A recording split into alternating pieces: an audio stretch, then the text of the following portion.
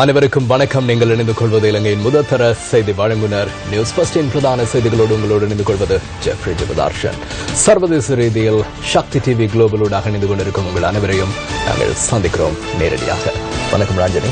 வணக்கம் ஜெஃப்ரி. வணக்கம் நேர்களே. நியூஸ் ஃபர்ஸ்டின் பிரதான செய்திகளோடாக இன்று உங்களை சந்திப்பதில் மகிழ்ச்சி. எமது விரிவான செய்திகளுக்கு செல்லும் முன்னர் முதலில் இன்றைய தலைப்புச் செய்திகள். மாவட்ட அபிவிருத்தியில் பாரபட்சம் காட்டுவது அரசின் கொள்கை அல்ல, ஜனாதிபதி தெரிவிப்பு. பெயர் வெளியிடப்படாத முதலீட்டாளரால் இலங்கைக்கு $1 பில்லியன் வருமானம், நிதி அமைச்சர் தெரிவிப்பு.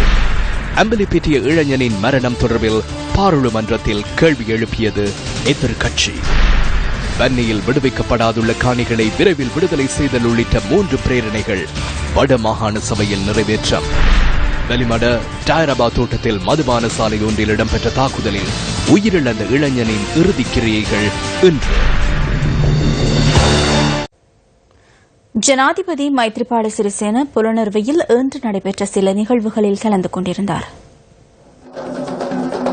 புலனறுவை மாவட்ட மக்களின் வங்கி செயற்பாடுகளை இலகுவாக்கும் நோக்கில் வெலிக்கடை நகரில் இன்று அரச வங்கியொன்றின் கிளை திறந்து வைக்கப்பட்டது.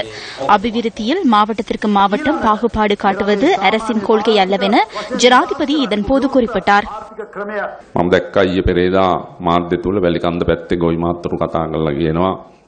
அபிவிருத்தியை காணப்பட வேண்டும். ஒரு மாவட்டத்திற்கு அதிகமாகவும் இன்னொரு மாவட்டத்தை புறக்கணிப்பதும் அரச கொள்கை அல்ல.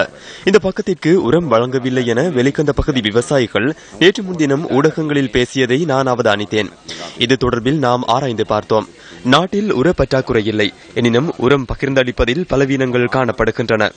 முடிந்த அளவு விரைவில் பிரதேசங்களுக்கு உரத்தை அனுப்புமாறும் இந்த பிரச்சினைக்கு உடனடி தீர்வு காணுமாறும் அமைச்சின் அதிகாரிகளுக்கு நான் ஆலோசனை வழங்கினேன். கடந்த ஜனாதிபதி தேர்தலுக்கு முன்னர் லட்சக்கணக்கான மெட்ரிக் டன் அரிசி நாட்டுக்கு கொண்டு வரப்பட்டுள்ளது. அந்த அரிசி இன்றும் காணப்படுகின்றது. அவை இன்று பயன்பெற முடியாத நிலையில் காணப்படுகின்றன. அவை தொடர்பில் இன்று விசாரணை நடைபெறுகின்றது. அரசாங்கத்தினால் கொண்டுவரப்பட்ட, குறிப்பாக சதோசவினால் வெளிநாட்டிலிருந்து கொண்டுவரப்பட்ட லட்சக்கணக்கான மெட்ரிக் டன் அரிசி சதோச கிளைகளுக்கு பகிர்ந்தளிக்கப்படவில்லை, பொதுமக்களை சென்றடையவில்லை. அவை தனியாருக்கு திருட்டுத்தனமாக சென்றுள்ளன. அரளகம்பில பகுதியில் வங்கியொன்றின் கிளை திறப்பு விழாவில் ஜனாதிபதி கலந்து கொண்டிருந்தார்.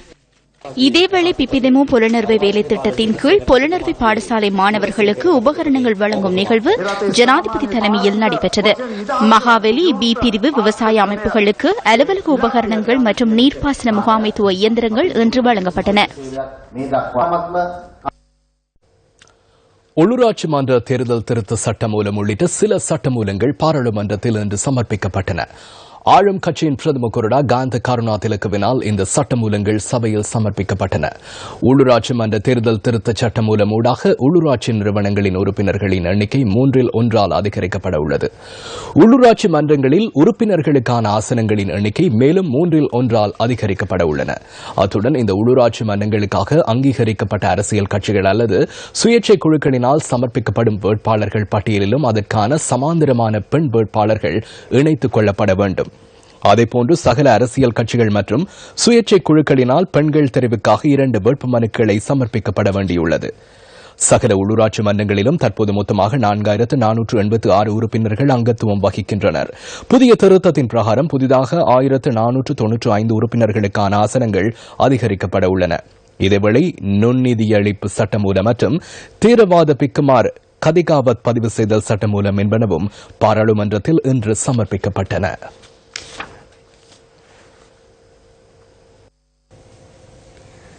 புதிய அரசியலமைப்பு திருத்தம் தொடர்பில் இன்று பாராளுமன்றத்தில் கருத்து தெரிவிக்கப்பட்டது.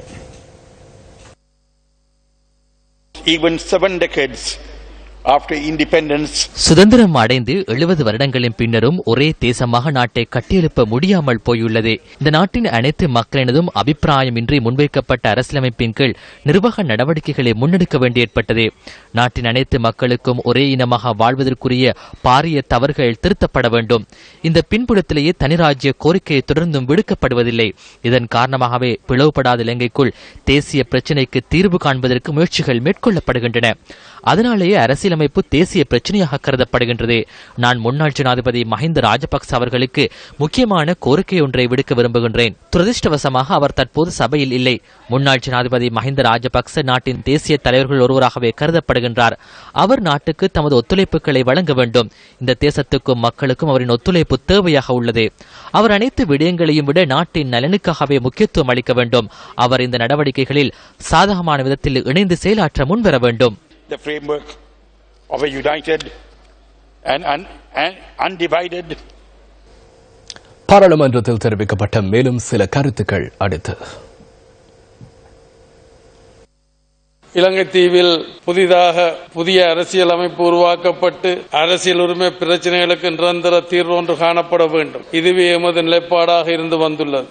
அதற்கான இன்னொரு வாய்ப்பு வரலாறு எமது கைகளில் தந்திருக்கின்றது. இந்த அரியதொரு வாய்ப்பை அனைத்து அரசியல் கட்சி தலைமைகளும் முன்னோக்கிய பாதையில் எடுத்துச் செல்ல வேண்டும். குறிப்பாக தமிழர் தரப்பின் சக கட்சிகளின் தலைமைகள் கடந்த காலங்களைப் போல் இந்த வாய்ப்பையும் தவற விட்டவர்கள் என்ற வரலாற்று துரோகம் இனியும் இங்கு நடந்துவிடக் கூடாது. தமிழ் பேசும் மக்களுக்கு அளவற்ற வாக்குறுதிகளை அள்ளி வழங்கியவர்கள் இப்போது மீண்டும் ஒருமுறை அரசியல் பலத்தோடு அதிகாரத்துக்கு வந்திருக்கின்றார்கள். இலங்கை இந்திய ஒப்பந்தத்தை ஒரு ஆரம்ப படியாக ஏற்க மறுத்தது போல் முன்னாள் ஜனாதிபதி சந்திரிகா பண்டாநாயக்க அவர்கள் கொண்டு வந்திருந்த தீர்வு திட்டத்தை எதிர்த்தது போல் பிரதமர் ரணில் விக்ரமசிங்கே அவர்களது கடந்த கால பிரதமர் ஆட்சி காலத்தின் வாய்ப்புகளை பயன்படுத்த மறுத்தது போல் அதன் பின்னரான வாய்ப்புகளை நமக்கு சாதகமாக உருவாக்க மறுத்தது போல் இன்று கனிந்திருக்கும் வாய்ப்பையும் பயன்படுத்த மறுத்தால் வரலாறு இனி ஒருபோதும் அவர்களை மன்னிக்காது. கடந்த கால வரலாறுகளை நோக்குகின்ற பொழுது எமது அரசியல் அமைப்புகளோ அல்லது அவற்றின் மீது கொண்டுவரப்பட்ட சீர்திருத்தங்களோ எமது நாட்டின் அடிப்படை அரசியல் சமூக பொருளாதார பிரச்சினைக்கு சரியான தீர்வை வழங்காதன் காரணமாக எமது நாடு தோல்வியுற்ற ஒரு அரசு என்ற நிலைக்கு தள்ளப்பட்டிருந்ததனை நாம் யாவரும் ஏற்றுக்கொள்ள வேண்டும். ஒரு நல்ல அரசியல் யாப்பு என்பது இந்த நாட்டு மக்களின் அடிப்படை பிரச்சனைகள் யாவற்றையும் தீர்வினை கொடுக்கக்கூடியதாக இருக்க வேண்டும். ஆனால் எமது நாட்டில் இருந்த பிரச்சனைகள் மென்மேலும் வளர்க்கப்பட்டதே தவிர குறைக்கப்படவில்லை என்பதை கவலைக்குரிய விடயமாக நான் இங்கு கூறிக்கொள்ள விரும்புகின்றேன். என்று நாம் எதிர்பார்க்கும் இந்த புதிய அரசியல் யாப்பிலே எமது நாட்டின் இனப்பிரச்சினைக்கான ஒரு நிரந்தர தீர்வினை காணுகின்ற வகையில் ஐக்கிய இலங்கைக்குள் அதிகார பரவலாக்கல் செய்யப்பட வேண்டும் என்பதில் நாம் உறுதியாக இருக்கிறோம்.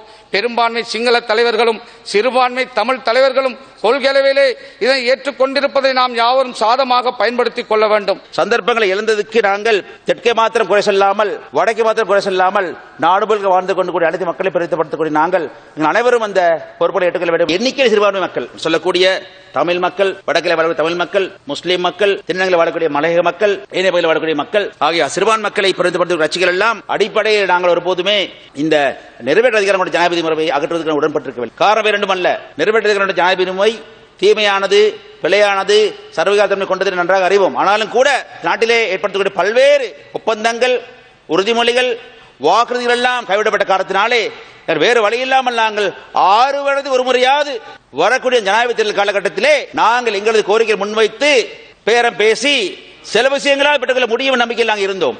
அது உண்மை. எம்பிலிபிட்டிய சம்பவம் தொடர்பில் இன்று பாராளுமன்றத்தில் அவதானம் செலுத்தப்பட்டது. ஆயுதத்தை காண்பிப்பதற்காக சென்று கொலை செய்யப்பட்டவையும் கைது செய்வதற்காக சென்று கொலை செய்தமை போன்ற சம்பவங்கள் கடந்த காலங்களில் இடம்பெற்றுள்ளன. இது ஒரு கலாச்சாரமாக மாறியுள்ளது. அதன் அடிப்படையிலேயே இந்த மரணம் தொடர்பில் பிரதேசவாசிகள் போலீசார் மீது முன்வைக்கும் குற்றச்சாட்டுகளை கருத்தில் கொள்ள வேண்டும். இதற்கு முன்னர் இடம்பெற்ற கொலைகள் தொடர்பில் பல்வேறு ஆணைக்குழுக்களை நியமிப்பதாக கூறியமை எமக்கு நினைவில் இருக்கிறது. அந்த ஆணைக்குழுக்களின் அறிக்கைகளை பாராளுமன்றத்தில் முன்வைக்குமாறு நாம் கூறிய போதிலும் ஆணைக்குழு அதனை முன்வைக்கவில்லை. இந்த சம்பவம் தொடர்பில் அரசாங்க தரப்பினர் முன்னெடுக்கும் விசாரணைகள் என்ன, அதன் முன்னேற்றம் என்ன, இந்த சம்பவத்துடன் உயர் போலீஸ் அதிகாரி ஒருவர் எவ்வாறு தொடர்பு பட்டுள்ளார், சம்பவத்துடன் தொடர்புடைய குற்றவாளிகள் குறித்து சட்ட நடவடிக்கை எடுப்பதற்கும் உயிரிழந்த நபர் மற்றும் காயமடைந்தவர்களுக்கு இழப்பீடு வழங்குவதற்கு நடவடிக்கைகள் எடுக்கப்படுகின்றனவா, இவ்வாறான வேதனைக்குரிய சம்பவங்களை தடுப்பதற்கு எவ்வாறு செயற்படுவது. ஹம்பிலிபிட்டிய போலீஸ் அதிகாரிகள் தரப்பு மற்றும் உயிரிழந்த மற்றும் காயமடைந்த தரப்பினர் ஆகியோரிடமிருந்து முரணான 2 கருத்துக்கள் முன்வைக்கப்பட்டுள்ளன. உயிரிழந்த நபர் மோதல் இடம்பெற்ற வீட்டின் 3வது மாடியிலிருந்து போலீஸ் அதிகாரிகளினால் தள்ளிவிடப்பட்டதாக உயிரிழந்த நபரின் தரப்பினர் குற்றம் சுமத்துகின்றனர். உயிரிழந்த நபர் குறித்த வீட்டின் மாடியில் உள்ள கண்ணாடி கதவு ஒன்றினூடாக கண்ணாடியை உடைத்து மேலிருந்து வெளியேறுவதற்காக முயற்சித்த சந்தர்ப்பத்தில் கட்டடத்தில் இருந்து வீழ்ந்துள்ளதாகவும் போலீஸ் அதிகாரிகள் எவரும் அவரை தள்ளிவிடவில்லை என போலீசார் கூறுகின்றனர். போலீசாரால் குறித்த நபர் கட்டடத்தில் இருந்து தள்ளிவிடப்பட்டதை உறுதி செய்வதற்கு போதிய அளவு சாட்சிகள் முன்வைக்கப்படவில்லை. உயிரிழந்த நபர் கட்டடத்தில் இருந்து கீழே வீழ்வதை உறுதிப்படுத்துவதற்கு அதனை நேரில் கண்ட நபர் ஒருவரின் சாட்சியம் உள்ளது. நீதவானால் இதுவரையில் திடீர் மரண பரிசோதனை முன்னெடுக்கப்படவில்லை என்பதோடு இது கொலையா என்பதை உறுதி செய்வதற்கு முடியாதுள்ளது. இந்த மோதல் தொடர்பில் மேலதிக விசாரணைகள் முன்னெடுக்கப்பட்டுள்ளன.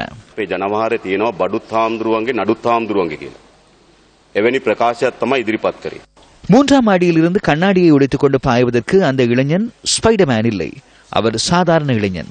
மூன்றாம் மாடியிலிருந்து தப்பி செல்வதற்காக அவர் எனும் குதிப்பார்களா? இது போலீசாரின் பாதுகாப்பிற்காக தயாரிக்கப்பட்ட அறிக்கையாகும்.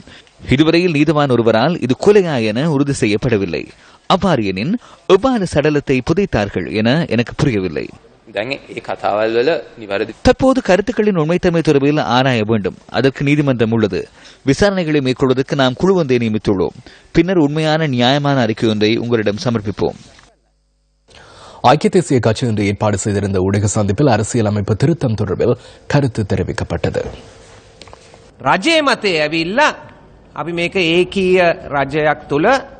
ஒன்றிணைந்த இலங்கைக்குள்ளே இந்த அரசியலமைப்பு உருவாக்கப்படுகிறது. அது மட்டுமல்ல, தனியான ஒரு ராஜ்யத்தை கூறுவதில்லை என தமிழ் தேசிய கூட்டமைப்பும் தெரிவித்துள்ளது. உண்மையில் எமக்கு புதிய அரசியலமைப்பு உள்ளது. நம்பிக்கை குறைவே எமக்குள்ள அடிப்படை பிரச்சனையாகும். அதன் காரணமாக நாம் எதிர்நோக்கும் பிரச்சனைகளை தீர்க்க முடியாமல் போயுள்ளது. எமது தனிப்பட்ட தேவைகளை ஒருபுறம் தள்ளிவிட்டு நாடு தொடர்பில் சிந்தித்தே கடந்த 10 அல்லது 12 மாதங்களில் தீர்மானம் எடுத்தோம். அவ்வேளையில் இருந்த பிரச்சனைகளை தீர்க்கவே 1978ஆம் ஆண்டு அரசியலமைப்பு உருவாக்கப்பட்டது. எனினும் இன்று உலக நாடுகளுடன் ஒப்பிடுகையில் எமது நிலைமை முற்றாக மாறியுள்ளது. ஆகவே நாம் முன்னோக்கி கொண்டு செல்ல வேண்டியுள்ளது. அதற்கான பின்புலத்தை உருவாக்கும் நோக்கிலேயே புதிய அரசியலமைப்பு உருவாக்கப்படுகிறது. வீடமைப்பு மற்றும் நிர்மாணத்துறை அமைச்சர் சஜித் பிரேமதாச நேற்று திஸ்ஸ மகாராம பிரதேசத்தில் நடைபெற்ற வைபவம் ஒன்றில் உத்தேச அரசியலமைப்பு திருத்தம் தொடர்பில் கருத்து தெரிவித்தார். திஸ்ஸ மகாராம உடஸ்கம பிரதேசத்தில் நேற்று பிற்பகல் நடைபெற்ற வைபவம் ஒன்றில் அமைச்சர் சஜித் பிரேமதாச கலந்து கொண்டிருந்தார். நிறைவேற்ற அதிகார ஜனாதிபதி முறையே நாட்டில் உள்ள மிகப்பெரிய பிரச்சனையாகும். ஜனாதிபதி தேர்தல் காலங்களில் வெற்றி பெறுவதற்கு முயற்சி செய்தவர்கள் மேடைகளில் என்ன கூறினர்? வெற்றி பெற்றவுடன் நிறைவேற்ற அதிகார ஜனாதிபதி முறைமையை இல்லாதொழிப்பதாக கூறினர். மிகவும் அழகான வசனங்களை பயன்படுத்தினர். எனினும் அவை அனைத்தும் வார்த்தைக்கு மாத்திரமே மட்டுப்படுத்தப்பட்டது. எனினும் தற்போதுள்ள ஜனாதிபதி தீர்மானம் எடுத்துள்ளார். தேர்தல் காலத்தில் வழங்கிய வாக்குறுதிகளை வார்த்தைகளுக்குள் மட்டுப்படுத்தாமல் இந்த நாட்டில் வரலாற்று சிறப்புமிக்க அரசியலமைப்பு திருத்தத்தை மேற்கொள்வதற்கான முயற்சியில் ஈடுபட்டுள்ளார். மக்களின் நலன் கருதி ஜனாதிபதி அதனை செய்தார்.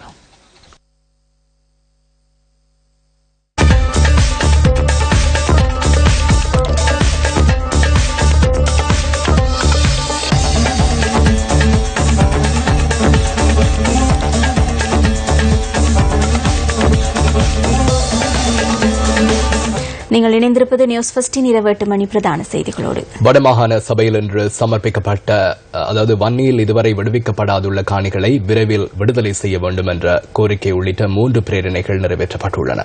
அத்துடன் சுன்னாகம் மக்கள் எதிர்நோக்கும் நீர் பிரச்சினை தொடர்பிலும் இன்றைய அமர்வில் கவனம் செலுத்தப்பட்டது. இன்றைய சபை அமர்வுகள் ஆரம்பமாவதற்கு முன்னர் வவுனியா பெரக்கும் மகாவித்தியாலய பெற்றோர்கள் கவனிப்பு போராட்டத்தில் ஈடுபட்டனர். கடந்த 4ஆம் தேதி ஆரம்பிக்கப்பட்ட வவுனியா பெரக்கும் மகாவித்தியாலயம் மீண்டும் சில தினங்களுக்கு முன்னர் மூடப்பட்டமைக்கு எதிர்ப்பு தெரிவித்து இவர்கள் கவனிப்பு போராட்டத்தில் ஈடுபட்டனர். இப்ப ப்ரொவின்சியல்ல அப்ரூவல் தந்திருக்கு அங்கே 1-5 ஸ்டார்ட் பண்ணணும் என்ற அது இப்படி எல்லாரும் 45 பேரோட பிள்ளைகள் இருக்கிறேன். இப்ப எல்லாம் ஸ்டார்ட் பண்ணிட்டு எல்லாம் போகுது. ஆனால் இப்போ திரும்பி அது லெட்டர் அடித்து இந்த ஃபோன் பண்ணிருக்கு இந்த ப்ரொவின்சியல் கவுன்சிலிருந்து யார் கதைக்கிறோன்னு தெரியாது ஸ்கூல் நிப்பாடணும் என்று அப்படியே அப்படி விளையாட்டு செய்யலாது. சபை அமர்வு ஆரம்பமான போது இந்த விடயம் தொடர்பிலான கவனிப்பு பிரேரணையை முன்வைத்து எதிர்க்கட்சி உறுப்பினர் ஜெயசிங்க உரையாற்றினார். யுத்த காலத்திலாவது இந்த பாடசாலை மூடப்படவில்லை. இந்த பாடசாலை இன்மையினால் பெற்றோருக்கு எவ்வளவு செலவிட வேண்டி ஏற்படுகிறது. அதேபோன்று மாணவர்களின் பாதுகாப்பு தொடர்பிலும் பிரச்சினை உள்ளது. இவை அனைத்தையும் கருத்தில் கொண்டு பெற்றோர் இந்த கோரிக்கையை விடுத்தனர். கல்வி அமைச்சரின் ஆலோசனைக்கேற்ப செயலாளர் தரம் 1 5 வரை ஆரம்பிக்குமாறு கூறியிருந்தார். எனினும் நேற்று முதல் பாடசாலை மூடப்பட்டுள்ளது. ඉස්කෝල 1000කට 1000 பாடசாலை அபிவிருத்தி திட்டத்தின் கீழ் ஆரம்ப பிரிவு வேறு பாடசாலைக்கு கொண்டு செல்லப்பட்டது. இவ்வாறு ஆரம்ப பிரிவு மூடப்பட்டு 6 வருடங்கள் கடந்த நிலையில் மாணவர்கள் அண்மித்த பகுதியில் உள்ள சில பாடசாலைகளுக்கு சென்று கல்வி நடவடிக்கைகளை சிறப்பாக முன்னெடுத்தனர். இந்த நிலையிலேயே இந்த பாடசாலையை மீண்டும் ஆரம்பிக்குமாறு கூறுகின்றனர். அத்துடன் இந்த பாடசாலையில் ஆரம்ப பிரிவு மாணவர்களுக்கு விளையாடுவதற்கு மைதானம் கூட இல்லை. எனவே இதே முறையில் செயற்பாடுகளை முன்னெடுக்குமாறு நான் கோரிக்கை விடுக்கிறேன். அதன் பின்னர் சுன்னாகம் நீர் பிரச்சினை தொடர்பில் இன்றைய வடமாகாண சபை அமர்வின் போது கவனம் செலுத்தப்பட்டது. சுன்னாகம் பிரதேசத்தில் நொதர்ன் பவர் நிறுவனத்தை அண்டியிருக்கின்ற கிராமங்களில் உள்ள கிணறுகளில் எண்ணெய் மாசு காணப்பட்டதன் விளைவாக அவர்களுக்கு நிவாரணம் வழங்குவதற்காக தண்ணீர் தாங்கிகள், நிதியுதவிகள் என்பவற்றை அனைத்து முகாமுத்து அமைச்சு வழங்கி வந்ததை கௌரவ அமைச்சர் அவர்கள் அறிவாரா? இது தொடர்பாக 7/12/2015 அன்று கௌரவ அமைச்சர் அவர்களினால் நியமிக்கப்பட்ட நிபுணர் குழுவின் அறிக்கை வெளிவந்ததை அடுத்து அனைத்து முகாமத்துவ அமைச்சு உதவித்தொகை நிறுத்தியதை அமைச்சர் அவர்கள் அறிவாரா? இந்த வினாவை அனைத்து முகாமத்துவ பிரிவிடம் கௌரவ எதிர்க்கட்சி தலைவர் அவர்கள் கேட்டு ஏன் நிறுத்தியிருக்கிறீர்கள் என்கின்ற காரணத்தை தெரிந்து கொண்டதன் பின்னர் கேட்டிருந்தால் சிலவேளை சால பொருத்தமாக இருக்கும் என்று நான் நினைக்கின்றேன். இந்த நிபுணர் குழு கௌரவ முதல்வர் அவர்கள் கேட்டுக்கொண்டதற்கு அமைவாக விவசாய அமைச்சர் என்ற ரீதியில் நான் முன்னின்று அமைத்திருந்தாலும் இது தனியே விவசாய அமைச்சுக்கு உரியது அல்ல. பாதிக்கப்பட்டதாக கருதப்படுகின்ற பிரதேசங்களில் அனைத்து முகாமுத்துவ பிரிவினுடைய நிதியுதவியுடன் பிரதேச சபைகள் கொள்கலன்களை வைத்து நீர் விநியோகம் செய்து வந்திருக்கின்றன. பிரதேச செயலகங்களும் செய்திருக்கின்றன. இது தவிர அவர்களினுடைய பற்றாக்குறைவை ஈடு செய்யும் முகமாக விவசாய அமைச்சின் கீழ் உள்ள நீர் வளங்கள் துறைகளுக்கூடாகவும் நீர் விநியோகம் மேற்கொள்ளப்பட்டு வருகின்றது. யாழ்ப்பாண மக்களுடைய குடிநீர் பிரச்சனை இருக்கிறது. சுண்ணாக மக்களுக்கு மாத்திரமல்ல குடிநீர் பிரச்சனை, இரண்டமடை பிரச்சனை உட்பட. அதே போல மன்னார், வவுனியா, முல்லைத்தீவு, கிளிநொச்சி மாவட்ட மக்களுக்கு இருக்கக்கூடிய பிரச்சனைகள் ஒட்டுமொத்தமாக ஒரு நாள் இல்ல 2 நாள் ஒதுக்கலாம். சுண்ணாகத்தை பற்றி கௌரவ எதிர்கட்சி தலைவர் பேசுறா பேசட்டு. ஆனா சுண்ணாகத்தை பற்றி நாங்க ஒன்று சொல்ல விரும்புறோம் என்னென்றால், மிகப்படுத்தப்பட்டு சில விஷயங்கள் பிரச்சனை அதிகமாக்கப்படுகிறது. நாங்கள் பல பிரதேச சபைகளை ஆக்கிரமித்த அது சுப்ராதரத்தில் இருந்தவர்களாக இருக்கட்டும், இந்த நியமனத்தில் இருந்தவர்களாக இருக்கட்டுமே பல ஊழல் மோசடிகளை செய்ததை எங்களுக்கு தெரியப்படுத்திக் கொண்டிருக்கின்றார்கள். நாங்கள் இங்கு தீர்வு காண முடியாதை லஞ்ச ஆணைக்குழுவுக்கு அனுப்பி கொண்டு இருக்கின்றோம். எனவே அவர் சரியாக செய்தார், இவர் சரியாக செய்தார் என்று இல்லை. இந்த அரச இயந்திரத்தில் பல குறைபாடுகள் இருக்கின்றது. எனவே இந்த நாங்கள் கொடுத்த அழுத்தம் காரணமாக ஏனென்றால் இந்த வடக்கு கிழக்குக்கு விசேடமாக எடுக்கப்பட்டவர்கள் இவர்கள். பிரதேச சபைக்கு வேலை செய்ததாக கூறிக்கொண்டாலும் கூட இவர்கள் தங்களுடைய மேலதிகாரிகளுக்கு விசுவாசமாக வேலை செய்திருக்கின்றார்கள். உண்மையில் நான் பல முறைப்பாடுகளை நான் அறிந்த பின்னர் தான் இந்த விவாதத்தை நான் வரவு செலவு திட்டத்தில் முன்வைத்திருந்தேன். ஆனபடியால் இவர்கள் தங்களுக்கு நியமனம் வழங்கப்பட்ட அதிகாரிகளுக்கும் ஒரு விசுவாசத்தை காட்டி அவர்களுக்கு நடக்க முயன்றார்களே ஒழிய இந்த பிரதேச மக்களுக்கான சேவையை முழுமையாக ஆற்றியிருக்கவில்லை. சில வெளிமடை டயரபா தோட்டத்தில் மதுபான சாலை ஒன்றில் இடம்பெற்ற தாக்குதலில் உயிரிழந்த இளைஞனின் இறுதிக்கிரியைகள் இன்று இடம்பெற்றன. வெளிமடை டயபரா தோட்டத்தில் உள்ள மதுபான சாலையில் கடந்த 31ஆம் திகதி இடம்பெற்ற தாக்குதலில் உயிரிழந்த இளைஞனின் சடலம் நேற்று மாலை உறவினர்களிடம் ஒப்படைக்கப்பட்டது. சம்பவத்தில் உயிரிழந்த 28 வயதான ஜி விஜயகாந்தின் சடலம் டயபரா GH பிரிவில் உள்ள அன்னாரின் இல்லத்தில் அஞ்சலிக்காக வைக்கப்பட்டிருந்தது. பின்னர் பிற்பகல் 2:30 மணியளவில் வீட்டிலிருந்து சடலம் கொண்டு செல்லப்பட்டு டயபரா பொது மயானத்தில் நல்லடக்கம் செய்யப்பட்டது. அன்னாரின் இறுதிக்கிரியைகளில் பெருந்திரளானோர் கலந்து கொண்டிருந்ததாக எமது செய்தியாளர் குறிப்பிட்டார். இதேவேளை இளைஞனின் இறுதிக்கிரியைகளை இன்று மாலை 6 மணிக்கு முன்னர் நடத்த வேண்டும் என வெளிமடை நீதவான் நீதிமன்றம் நேற்று உத்தரவிட்டிருந்தது. அத்துடன் டயபரா தோட்டத்தில் கண்டன பேரணிகள் மற்றும் ஆர்ப்பாட்டங்களை நடத்துவதற்கும் நீதிமன்றத்தினால் தடை உத்தரவு பிறப்பிக்கப்பட்டுள்ளது. இதேவேளை வெளிமடை ஊவா பரணகம பண்டாரவளை உள்ளிட்ட பகுதிகளில் விசேட அதிரடிப்படையினர் மற்றும் போலீசார் பாதுகாப்பு கடமைகளில் ஈடுபடுத்தப்பட்டிருந்த காட்சிகள் எமது கேமராக்களில் பதிவாகின.